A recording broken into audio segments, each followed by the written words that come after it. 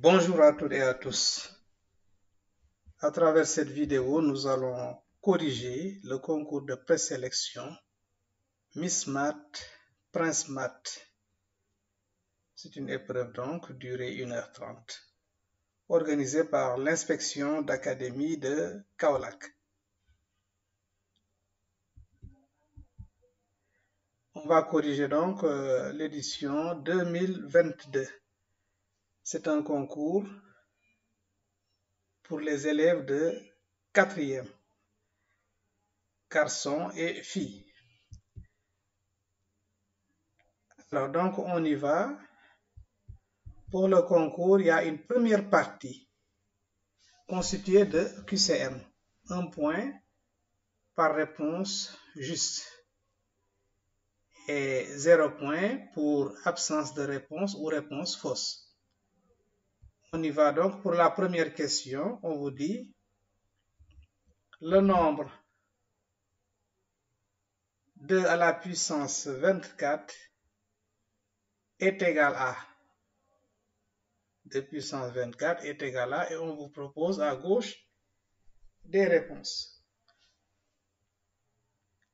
Donc on va donc écrire 2 à la puissance 24. On peut l'écrire sous la forme, c'est 2 à la puissance 3 fois 8. Et 2 à la puissance 3 fois 8, c'est 2 à la puissance 3 à la puissance 8. Or, 2 à la puissance 3, c'est 8. Donc, ce qui donne 8 à la puissance 8. Donc, ici, la bonne réponse, c'est la réponse B. Question 2. On donne une application linéaire H telle que 2 fois h de moins 3 est égal à 12 et h de 5. On demande donc alors h de 5 égale, on vous propose ces 4 réponses-là. Donc pour cela, on va utiliser d'abord la définition de ce que c'est qu'une application linéaire et également les propriétés des applications linéaires. Donc, comme H est une application linéaire, alors on sait qu'il existe un A dans R tel que h de x soit égal à ax. Bien. Maintenant, on va exploiter 2 fois h de moins 3. 2 fois h de moins 3, on sait que c'est égal à h de moins 6, parce que le 2 peut entrer. Donc, ça donne donc h de 2 fois moins 3, ce qui donne h de moins 6. Maintenant, h de moins 6 est égal à moins 6a, parce que l'application linéaire h est définie par h de x est égal à ax. Donc, ce qui veut dire que moins 6a, h de moins 6 égale à moins 6 fois a. Or, par hypothèse, ceci est égal à 12, ce qui nous permet de trouver a. Donc, a égale à 12 sur moins 6, ce qui donne moins 2. Par conséquent, maintenant, puisqu'on connaît a, on peut calculer donc h de 5. Donc, h de 5 est égal à moins 2 qui multiplie 5, ce qui nous donne moins 10. Donc, ici, la bonne réponse, c'est la réponse D. Question 3. Si PQRS est un parallélogramme de centre O, I milieu de RS, alors il y a ces égalités vectorielles qui sont données. Quelle est la bonne égalité? On va s'aider donc de cette figure. PQRS est un parallélogramme, I milieu de RS. I est milieu de RS. Donc là, si nous voyons, puisque I est milieu de RS, et O également, puisque c'est le centre du parallélogramme, O va être également milieu de SQ. Et d'après la droite des milieux, nous pouvons écrire que RQ est égal à 2 fois IO. RQ est égal à 2 fois IO. Par conséquent, la bonne réponse ici, c'est la réponse C. Alors, maintenant, on vous dit en 4, si x moins 2y égale 5, alors 2x moins 4y sur y moins 1 demi de x plus 1 est égal à, et on vous propose ces réponses-là. Bien, on va donc utiliser cette hypothèse. X moins 2y égale 5. Alors, donc la quantité demandée, 2x moins 4y sur y moins 1 demi de x plus 1 est égal à, donc il faut essayer d'avoir x moins 2y. Donc là, en haut, au numérateur, je mets 2 en facteur. Ça me donne 2 facteurs de x moins 2y. Et en bas ici, on va mettre moins 1 demi en facteur. Pour avoir moins 1 demi facteur de x moins 2y moins 2. Vous voyez bien que si vous développez, vous allez avoir y moins x sur 2 plus 1. Alors, ceci est égal donc à 2 fois 10. Pourquoi 10? Parce que x moins 2y égale 5. Donc, c'est 2 fois 5 plutôt. C'est 2 fois 5. Sur moins 1 demi. Et puis, je remplace x moins 2y par 5. Donc, 5 facteur de donc 5 moins 2. Et donc, ça donne 10 sur moins 3 demi. Et 10 sur moins 3 demi, c'est moins 20 tiers. Par conséquent, la bonne réponse, c'est la réponse D. Cinquième question. Une forme factorisée de x carré, facteur de x moins 1, facteur de 2x plus 6, moins 6x plus 9, et on vous donne donc ces formes factorisées. Donc pour ce type de questions, comme c'est un concours et on vous demande d'être rapide, alors là, on peut voir, est-ce qu'on ne peut pas éliminer des réponses? Par exemple, on fait x égale 0. Si x égale 0, dans la première expression, x carré facteur de x moins 1 facteur de moins 2x plus 6 moins 6x plus 9 va être égal à, puisque si on prend x égale 0, on aura donc moins 1 fois 6, ça donne donc moins 6, mais moins 6 plus 9, moins 6 plus 9 me donne 3. Bon, maintenant remplaçons x par 0 dans la ANA. On va avoir quoi?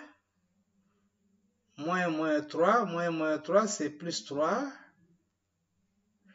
multiplié par 1. Donc A ne peut pas être la bonne. Non, A, on avait trouvé 3. Donc A peut être une bonne réponse puisqu'on a trouvé 3. Maintenant le B, si on remplace par x par 0, on va trouver moins 3. Donc là, ça ne peut pas être une bonne réponse. Donc on l'élimine. Donc le B ne peut pas être une bonne réponse. Pour le C aussi, si on remplace x par 0, on va trouver 6. Voilà. Donc 6 ne peut pas être une bonne réponse. Pour le D également, si on remplace x par 0, on va trouver moins 3 fois moins 2, ce qui nous donne 6. Donc ça ne peut pas être la bonne réponse. Donc ici, on sait que la bonne réponse, c'est la réponse A. Maintenant, on va le prouver. On va le prouver, mais vous, on ne vous demande pas de donner des preuves. Voilà. L'objectif, c'est de trouver rapidement la bonne réponse. Bon, on y va pour la preuve. X carré plus x moins 1 facteur de moins 2x plus 6 moins 6 plus 9 est égal à... Donc, je rapproche x carré et moins 6x plus 9. Ensuite, plus x moins 1 facteur de 2x moins 2x plus 6. Donc, ceci est égal à, ça c'est une identité remarquable, x carré moins 6x plus 9, c'est x moins 3 au carré. Et là, je sors un 2, donc je mets 2 en moins 2 en facteur. Donc, moins 2 facteur de x moins 1 facteur de x moins 3. Donc, ce qui nous donne donc, en mettant x moins 3 en facteur, x moins 3 facteur de x moins 3 moins 2 facteur de x moins 3. Ce qui nous donne finalement x moins 3 facteur de x moins 3 moins 2x plus 2. Ce qui donne x moins 3 facteur de moins x moins 1. On met moins 1 en facteur et ça nous donne donc moins x moins 3 facteur de x plus 1. Donc ici, la bonne réponse, c'est la réponse A. On l'avait identifiée depuis le début. Et question 7. Le grand rectangle KLMN est partagé en 6 petits rectangles identiques. Combien vaut KL sur MN? Alors, donc on peut noter par X la largeur d'un petit rectangle et Y la longueur d'un petit rectangle. Alors, donc ici, qu'est-ce qu'on sait? D'après la figure ici, on a alors KL. KL vaut 4x. KL vaut 4x. Et LM vaut x plus y. Ça vaut x plus y. Alors,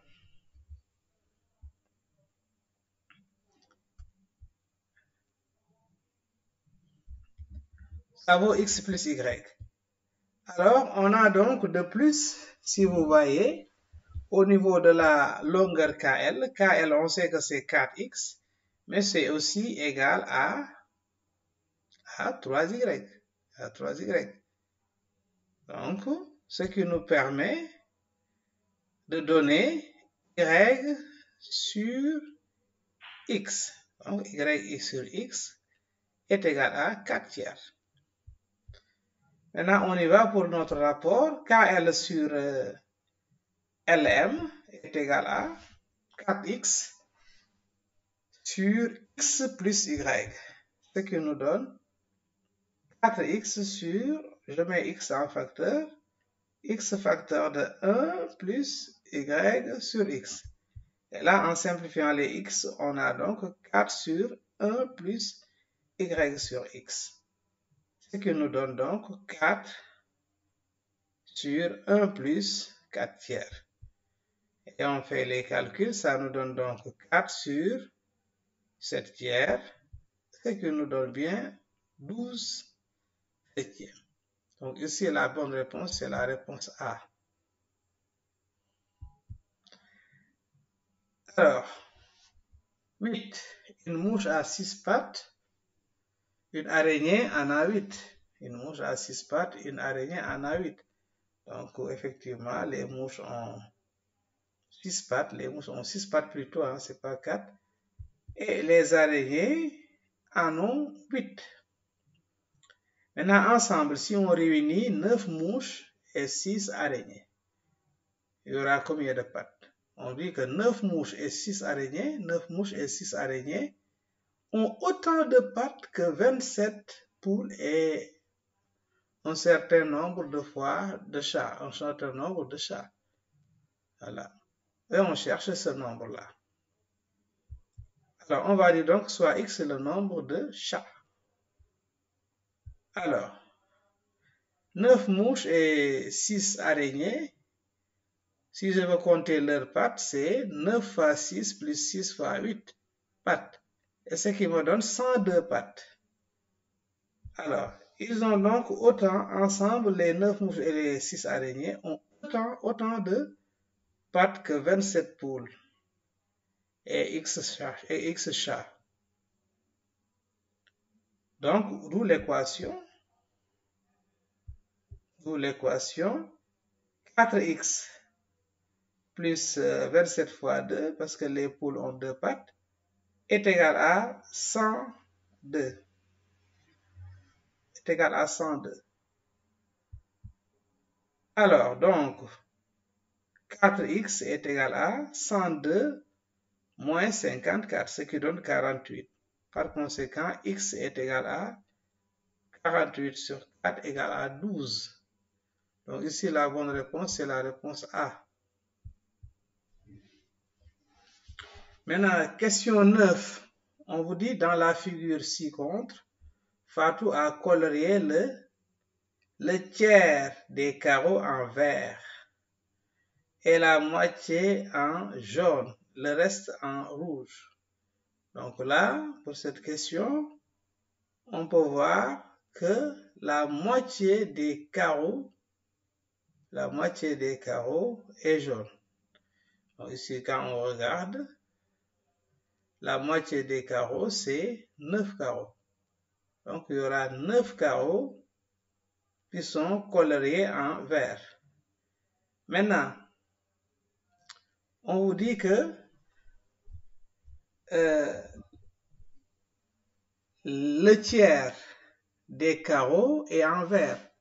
Ici, le tiers des carreaux, d'après cette disposition-là, le tiers vaut 6. Donc, qu'est-ce qui reste? Si on prend la moitié et le tiers, effectivement, il va rester 3 carreaux. Donc, ce sont ces 3 carreaux-là qui seront coloriés en rouge. Donc, la bonne réponse ici, c'est la réponse B. Alors, question 10. Paul est un triangle rectangle en nom tel que KPL est égal à 17 cm et OP est égal à 11 cm. R est le milieu de PL. Alors, RO est égal à...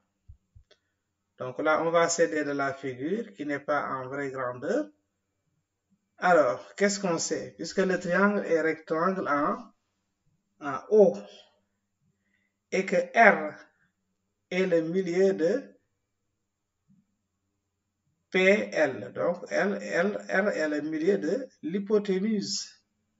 Par conséquent, RO est égal à RP est égal à RL. Or, R est le milieu de PL. Donc, RP vaut la moitié de 17. La moitié de 17, c'est 8,5. Donc ici, la bonne réponse, c'est la réponse A. Voilà donc pour cette partie. Maintenant, pour la deuxième partie, notez sur 10 points. On vous donne le premier exercice noté sur 4 points. Un sac d'orange pèse les 2 tiers du poids d'un sac de mangue qui pèse 15 kg de plus que le sac d'orange. Combien pèse le sac d'orange? Donc là également, on va mettre ça en équation. Nous allons dire soit X le poids d'un sac de mangue. Alors, un sac d'orange pèse 2 tiers de X. Ça, c'est par hypothèse. D'où on a donc l'équation, si on fait 2 tiers de X, 2 tiers de X, c'est le poids du sac d'orange, plus, on vous dit que donc, un sac de mangue pèse 15 kg de plus qu'un sac d'orange. Donc, plus 15 me donne X. Et on résout cette équation-là, ça veut dire tout simplement que 1 tiers égale 15, d'où x est égal à 45. Maintenant, si on veut le sac d'orange, on utilise l'égalité 2 tiers de x. Le sac d'orange compte 2 tiers de x qui est égal à 2 tiers de 45 et ce qui nous donne 30 kg. Donc le sac d'orange pèse 30 kg. Alors, là aussi, c'est l'exercice 2. On vous dit, on considère un triangle ABC quelconque. On appelle O le milieu de BC. Le cercle de centre O passant par B coupe les droites AB et AC respectivement en M et N. On appelle H le point d'intersection des droites BN et CN. On appelle P le symétrique de N par rapport à O. Faire une figure. Quelle conjecture peut-on faire pour les droites AH et BC? Ensuite, pour la nature du quadrilatère BNCP. Puis de démontrer vos conjectures. Qu'est-ce qu'on remarque? On va dire donc ce qu'on remarque et on va essayer de démontrer ça. Pour les conjectures, voici donc la figure. On sait que le point H là, effectivement, ressemble à une hauteur, parce qu'avec cette configuration où BC est un diamètre, alors le triangle BMC est rectangle en M. Voilà, donc on soupçonne que là, ce sont des hauteurs, que CM, BN, tout ça, ce sont des hauteurs. Et que ces deux droites se coupent en H. Donc, H sera l'orthocentre. Par conséquent, AH va être perpendiculaire à BC. Voilà, donc c'est ce qu'on donne comme première conjecture. AH perpendiculaire à BC. Et après, on va démontrer. Maintenant, le quadrilatère BPCN, voilà, va être un rectangle. C'est ça nos conjectures. Maintenant, nous allons démontrer. BC est un diamètre du cercle C et MN sont des points de C. Donc là, ça veut dire quoi? Que le triangle BCM est rectangle en M et que aussi le triangle BCN est rectangle en N. Alors, par conséquent, BN et CN sont des hauteurs du triangle ABC. Voilà. Donc, ça passe par un sommet du triangle et c'est perpendiculaire au côté opposé au sommet. Donc, on a ici deux hauteurs. BN et CN sont des hauteurs du triangle ABC. Or, BN et CN se coupent en H. Où H qui est l'orthocentre. Où H est l'orthocentre du triangle ABC. On en déduit donc que AH est effectivement, AH donc va être la hauteur issue de H, issue de A plutôt, et donc ça va être perpendiculaire à BC. Toujours nous avons notre figure. Alors, P est symétrique de N par rapport à O, donc O est le milieu de NP.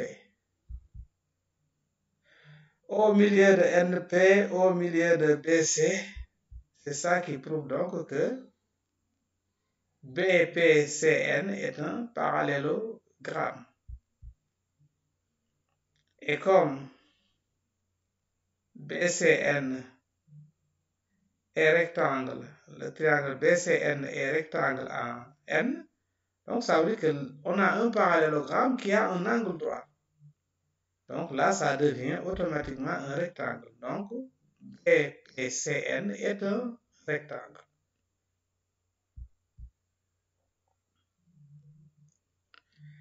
Voilà, donc c'est la fin donc, de cette vidéo. Merci de l'avoir suivi et à la prochaine pour une autre vidéo, Inch'Allah.